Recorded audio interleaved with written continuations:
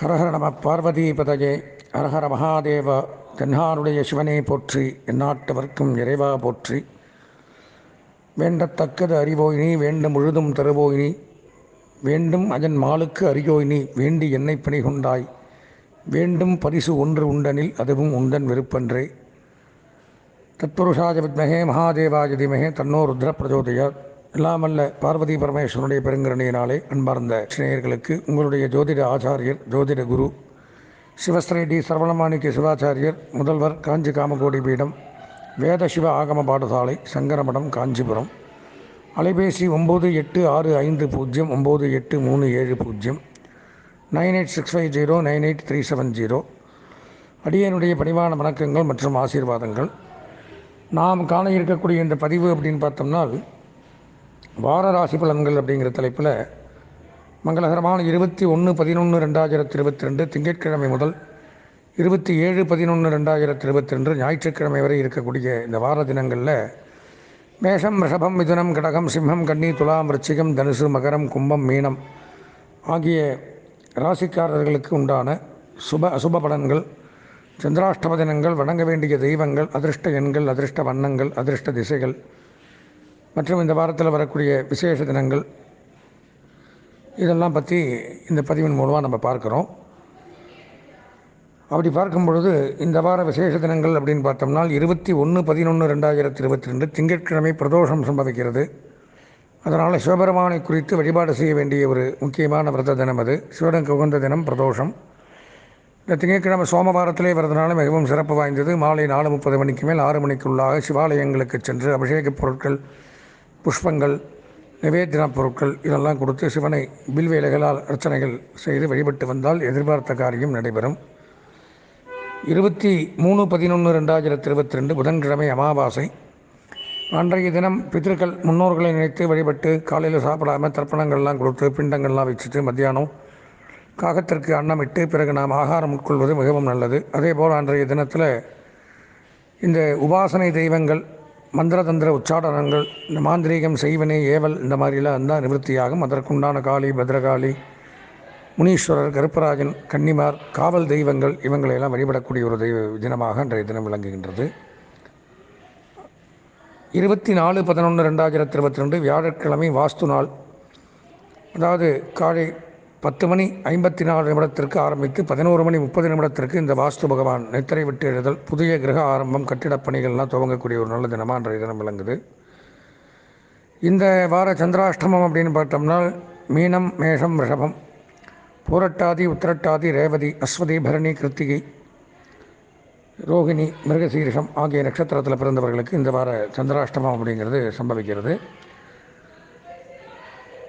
நம்ம பார்க்குறது அப்படிங்கிறது இது ஒரு கோச்சார ரீதியான பொதுவான பலாபலன்கள் தான், பொதுப்படையான பலன்கள். அதுபோக அவரவர்களுடைய சொந்த ஜாதகத்தில் இருக்கக்கூடிய பலாபலன்கள் மாறுபடும், வேறுபடும். இப்படி சொந்த ஜாதகம் பார்த்து பலன்களை தெரிந்து கொள்ளக்கூடிய அன்பர்கள் என்னுடைய தொலைபேசி எண்ணான 98609837 9865098370 இந்த எண்ணிற்கு தாராளமாக தொடர்பு கொண்டு சொந்த ஜாதகத்தை பார்த்து பலன்களை தெரிந்து கொள்ளலாம். தொடர்ந்து நாம் 12 ராசிகளுக்கு உண்டான பலாபலன்களை காண்போம். இந்த உத்திராடம், திருவோணம், அவிட்டம் ஆகிய நட்சத்திரத்தில் பிறந்த மகர ராசினியர்களுக்கு வார ராசி பலன்கள் அப்படிங்கிற தலைப்பில் 21/11/2022 முதல் 27/11/2022 வரைக்கும் இருக்கக்கூடிய தினங்களில் நடக்கக்கூடிய நன்மை தீமைகளை பற்றி நம்ம பார்க்க இருக்கின்றோம். இந்த வார பலாபலன்கள் அப்படிங்கிறதுனால் ராசிநாதன் ராசியில் ஆட்சி பலம் பெற்று விளங்குகிறார். மிக சிறப்பான யோகத்தையும் கொடுப்பார். அதே சமயம் சிறு சிறு பிரச்சனைகளையும் சந்திக்கணும். ஜென்மச்சனி, அப்போது தேவையில்லாத உடல் உபாதைகள், தடைகள், வில்லங்கம், விவகாரங்கள், வீண் அலைச்சல், பொல்லாங்கு, கெட்ட பெயர், அசிங்கம், அவமானங்கள் இதெல்லாம் சந்திக்க வேண்டியது வரும். கல்வி பயிலக்கூடிய மாணவர்களுக்கு கல்வி தடை ஏற்படலாம். சிறு சிறு விபத்துக்கள், காயங்கள் இதெல்லாம் ஏற்படக்கூடிய அமைப்பு ஏற்படும். பேச்சின் மூலமாக பிரச்சனைகளை சந்திக்க வேண்டிய அமைப்பு சில பேருக்கு உண்டாகும். போக்குவரத்து, பிரயாணங்கள் இதிலெல்லாம் கவனம் தேவை. வாகன இயக்கும் பொழுது கவனம் தேவை. வாகன சம்பந்தமான தொழில் பண்ணுறவங்க, டிரான்ஸ்போர்ட் வச்சுருக்கிறவங்க, ஒரு டூர்ஸ் அண்ட் ட்ராவல்ஸ் வச்சு நடத்துகிறவங்க, பணிமனை வைத்து நடத்தக்கூடியவர்கள், ஆயில் மில், பெட்ரோல் பங்க் இந்த மாதிரி தோல் சம்பந்தமான தொழில் பண்ணுறவங்கெல்லாம் கொஞ்சம் கவனமாக இருக்கணும். அதே சமயம் ஹார்ட்வேர்ஸ் கடை, கனிம வளம், உரம், ரசாயனம், பூச்சி மருந்து வியாபாரம் பண்ணக்கூடியவர்கள்லாம் மிக சிறப்பானதொரு யோகத்தை அடையக்கூடிய அமைப்பு அப்படிங்கிறது உண்டாகுது. ராசிக்கு 3ஆம் இடத்துல குரு பகவான் சஞ்சரிக்கிறதுனால மிகச் சிறப்பான யோகம். தாயார் வழி சொத்துக்கள் கிடைக்கும். தாயார் வழி சொந்தங்கள் மூலமாக நன்மைகள் அதிகரிக்கும். பொன், பொருள், ஆடை, ஆபரணங்கள், வஸ்திரங்கள், நகைகள் வாங்கி மகிழக்கூடிய அமைப்பு. அழகு சாதன பொருட்கள், அழகு நிலையங்கள் வைத்திருக்கிறவர்கள், முடி திருத்தங்கள், உடற்பயிற்சி கூடங்கள், விளையாட்டு மைதானங்கள், எலக்ட்ரானிக் பொருட்கள் வியாபாரம் பண்ணக்கூடியவர்களுக்கெல்லாம் நன்மை அதிகரிக்கும். 4ஆம் இட ராகு சகோதர சகோதரிகள் மூலமாக நன்மையை ஏற்படுத்துவார். பிரிந்த தம்பதிகள், சகோதரர்கள் ஒன்று சேரக்கூடிய அமைப்பு ஏற்படும். வெளிநாடு போகக்கூடிய அமைப்பு, வெளிநாட்டு செய்திகள் நன்மையை தரும்.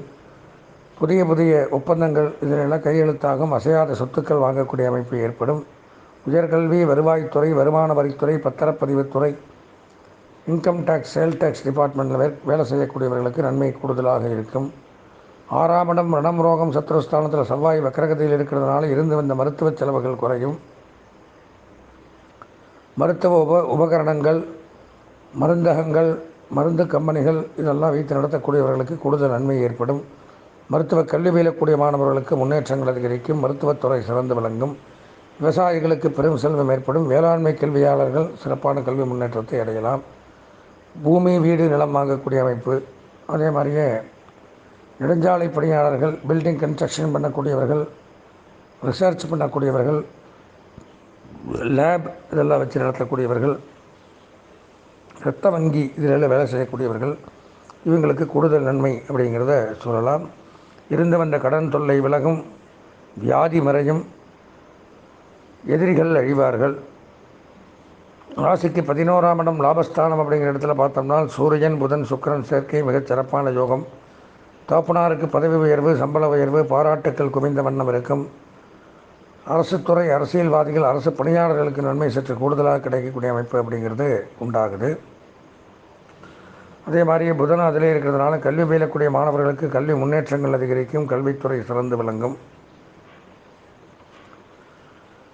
கல்விக்கூடங்கள், கல்வி சாலைகள், கல்லூரிகள், தட்டச்சு, சுருக்கெழுத்து அகாடமி, டுட்டோரியல் காலேஜ் இதெல்லாம் நடத்தக்கூடியவங்களுக்கு நன்மை கூடுதலாக இருக்கும்.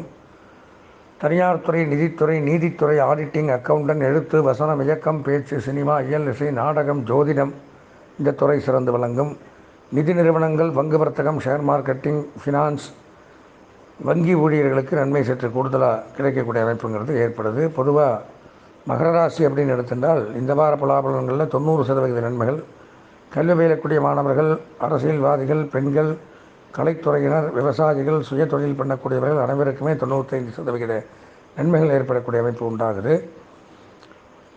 இது கோச்சார ரீதியான பொது பலன். இதுபோக அவரவர்களுடைய சொந்த ஜாதகத்தில் பலாபலன்கள் வேறுபடும், மாறுபடும். அப்படி சொந்த ஜாதகம் பார்த்து பலன்களை தெரிந்து கொள்ளக்கூடிய அன்பர்கள் என்னுடைய தொலைபேசி எண்ணான 9865098370 என்ற எண்ணிற்கு தொடர்பு கொண்டு தாராளமாக சொந்த ஜாதகத்தை பார்த்து பலன்கள் தெரிந்து கொள்ளலாம். இந்த வாரம் அதிர்ஷ்டமான வண்ணம் பச்சை, அனுகூலமான திசை தென்மேற்கு, அதிர்ஷ்டமான எண் 4. வணங்க வேண்டிய தெய்வம் விநாயகர். கணபதியை வழிபட்டு இந்த வாரத்தை இனிமையான வாரமாக மாற்றிக்கொள்ள ஆசீர்வதித்து விடைபெறுகின்றேன். நன்றி, வணக்கம். ஸ்ரீ குபேரன் டிவியை பார்த்தமைக்கு நன்றிகள். மேலும் இது போன்ற தகவல்களை தெரிந்து கொள்ள ஸ்ரீ குபேரன் டிவியை சப்ஸ்கிரைப் செய்யுங்கள். மறக்காமல் பெல் ஐக்கானை கிளிக் செய்யுங்கள்.